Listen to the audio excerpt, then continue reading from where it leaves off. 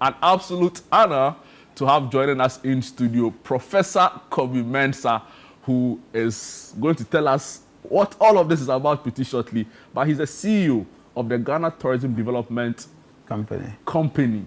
I almost said commission, forgive me. That's all right. Ghana Tourism Development Company. Absolutely. And he's also spearheading the Afro Gastro Festival. No, you have to pump up. Mr. That looks like a lot of food. Welcome to Breakfast Day. Excellent. Thank you, George. I'm grateful. You guys are so exciting. Every time when I come on show, I'm listening to you guys, get new ideas, get the pump up feeling, you know. Thank you. Good to see you. One of these days, I need to just do an interview with you on where this whole idea of pump up came from. Because it seems to have like cotton, right? Well, one time. I mean, it's my way of inspiring myself and, of course, my students. Pump up in the class. So when I ask them about the question and they are, trying to say pump up means it. You have to think more, bring yourself out. Exactly. And so I do that to motivate myself, to inspire, especially when I'm faced with challenges. I say, come on, man, pump up. You can do it. Pump exactly. Up. Amazing. Yeah. So it's a self-motivating, kind of. So you've been at the Ghana Tourism Development Company for what, 7 months? Just about 7 months. 7 months. Yes. How's the experience been like, moving from the classroom to now leading a very important aspect, of our national development, right? Trying to bring in, a lot more tourists into the country, looking at the business side of it. How has the experience been in the past 7 months? Absolutely. Yeah, thank you. Let me say, greetings from my minister and Honorable Ablaji Fagomashi, whose vision is driving this particular program. The Afro Gastro, and of course, let me say that I'm grateful to the president, for appointing me to do what I love doing. Obviously, explore my ideas. Over the period, having taught, tourism marketing in school, taught the students how to actually bring even the most obscure tourism space into reality using technology. The president thought that perhaps I can bring that to the national level. And therefore gave me the opportunity. So my experience for the last 7 months, it's been amazingly wonderful, trying to bring the theory into the practical world. I mean, you have to demonstrate that what we say in class is true, right?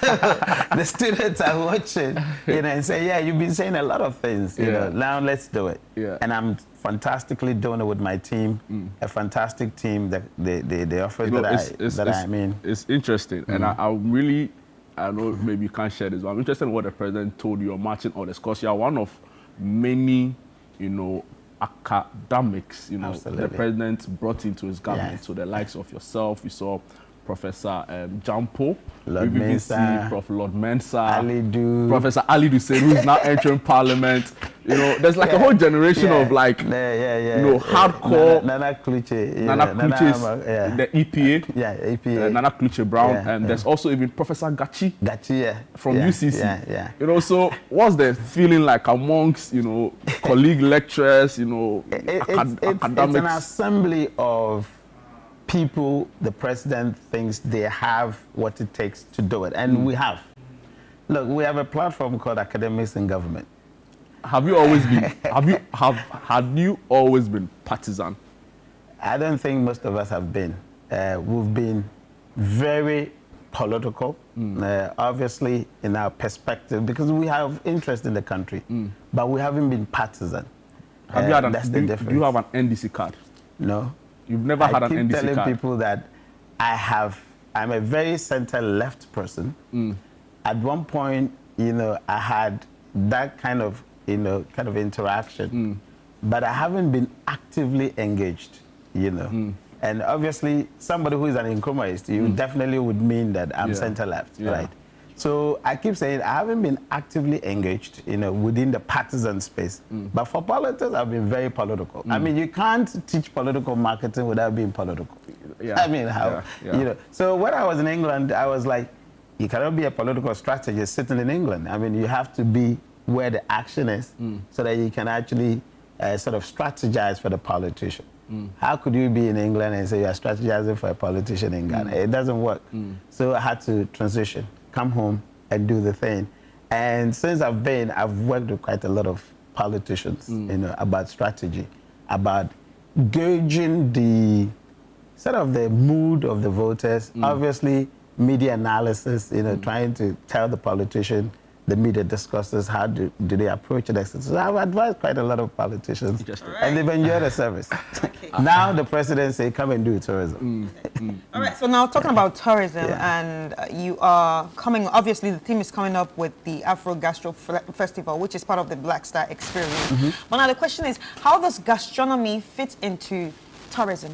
Absolutely. I mean, we say that, you know, in the travel and tourism in a space, we say that tour is the essential. Anything else is what we call incidental, all right? So to travel is an incidental to tourism. Accommodation is incidental to tourism. Obviously, restaurants, you know, as in gastronomy is incidental to tourism. But that is the most connected part or the most personal part of the tourism, all right? Before somebody journeys out, you're thinking, what you're going to eat, because obviously you have to be mindful that you don't get upsetting stomach, all right? Because that will ruin your journey, isn't it? And so for me, the gastronomy part or the food part of tourism is the most personal and the most connected. Why? Because we identify with what we eat. And I have always been reflecting. I said, okay, so when our people were journeyed or were sent to the other side, you probably would quickly adapt what you were.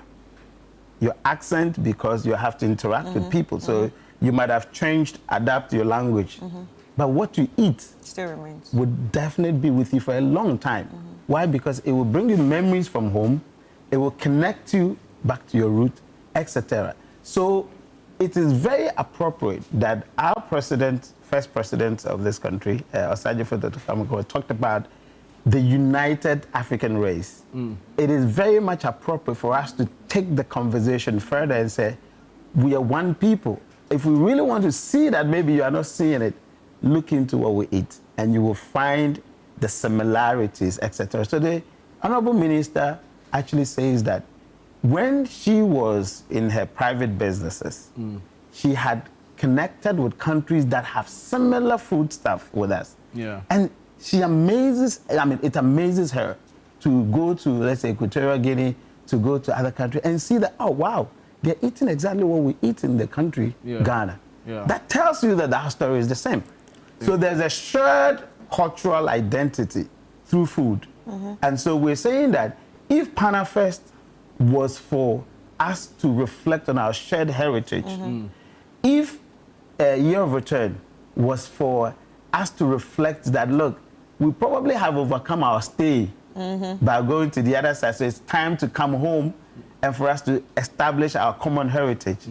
Afro Gastro is for us to reflect our shared cultural identity through food. And that is very personal and that is very family oriented. You know, and that's why we're pushing this Afro Gastro. So the Honorable Minister sees the vision of the president with the Black Star experience and look, this can be fulfilled and be well connected through Afro Gastro.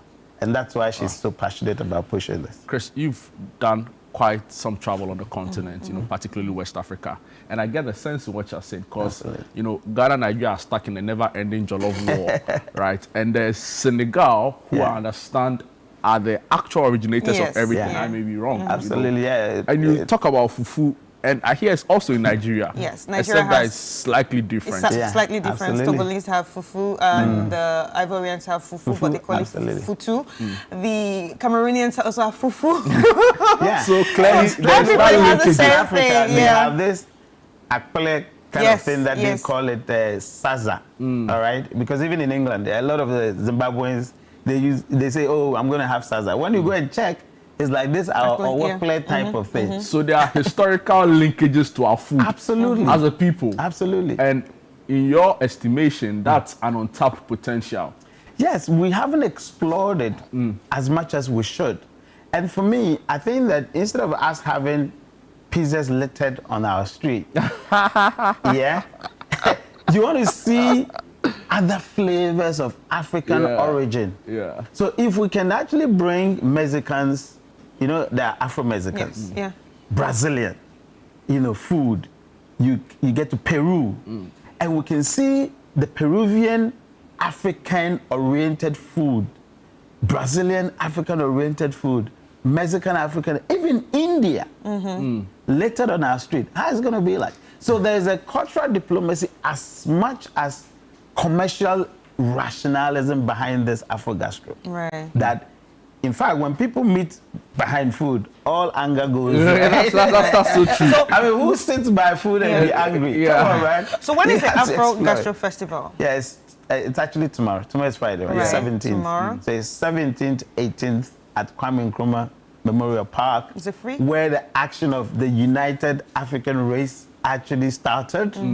That's where we're having it. So I'm sure our president, first president, will be so pleased to see that we have taken the African race, United African race, a further notch down the line by saying that let's think of ourselves as one family across the table, Right.